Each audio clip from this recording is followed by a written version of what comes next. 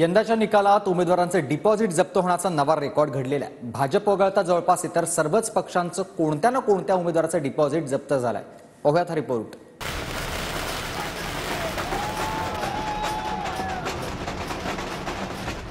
भाजप वगळता महाराष्ट्रात जवळपास सर्वच पक्षांमध्ये उमेदवारांचे डिपॉझिट जप्त झाले।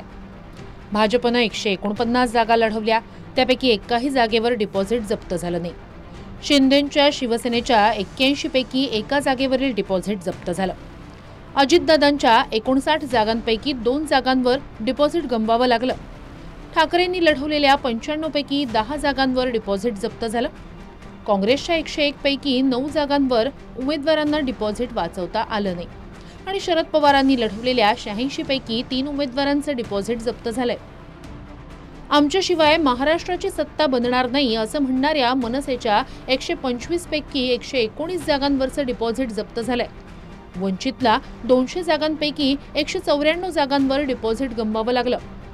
रासपच्या 93 पैकी 91, बच्चू कडूंच्या प्रहारच्या 38 पैकी 36, सपाच्या 9 पैकी 6 आणि जनसुराज्य पक्षाच्या 6 पैकी 3 उमेदवारांना डिपॉझिट परत मिळवता आलं नाही। दरम्यान गेल्या निवडणुकीत जे उमेदवार काठावर पास झाले होते किंवा ज्यांना मतविभाजनाचा फायदा झाला होता, त्यापैकी बहुसंख्य उमेदवार यंदा मेरिटमध्ये विजयी झालेत। 40 गावात भाजपचे मंगेश चव्हाण गेल्या वेळी 4287 मतांनी जिंकले, यंदा ते 85,000हून जास्त मतांनी निवडून आले। मुक्ताईनगरमध्ये गेल्या वेळी 1957 मतांनी जिंकलेल्या चंद्रकांत पाटील यांनी यंदा 24,000च्या मताधिक्यानं विजय मिळवला।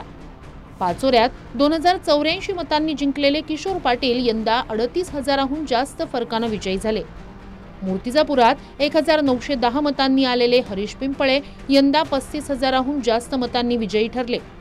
दौंडमध्ये 746 मतांनी जिंकलेले राहुल कुल यंदा जवळपास 14,000च्या फरकानं विजयी झाले। खडकवासल्यात 2595 जिंकलेले भीमराव तापकीर यांचा यंदा 52,322 मतांनी विजय झाला, तर इंदापुरात 3,000 जिंकून आलेल्या दत्तात्रय भरणे यांचा यंदा 19,000 विजय झालाय।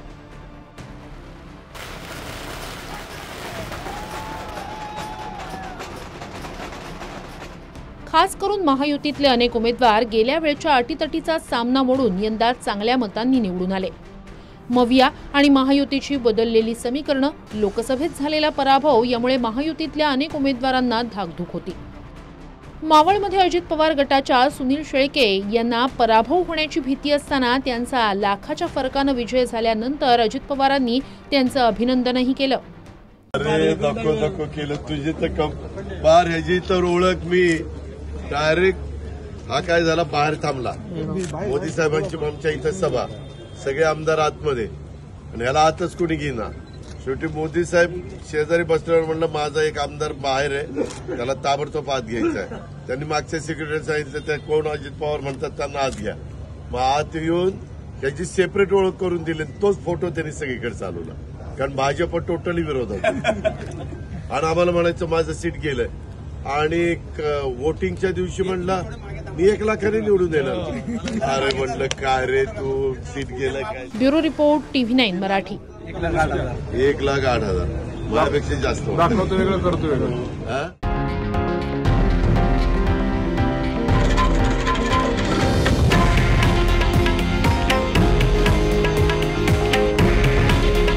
हे आहे देशातील नंबर 1 न्यूज नेटवर्क आणि आपण पाहत आहात TV9 मराठी। काळजी तुमची, हित महाराष्ट्राचं।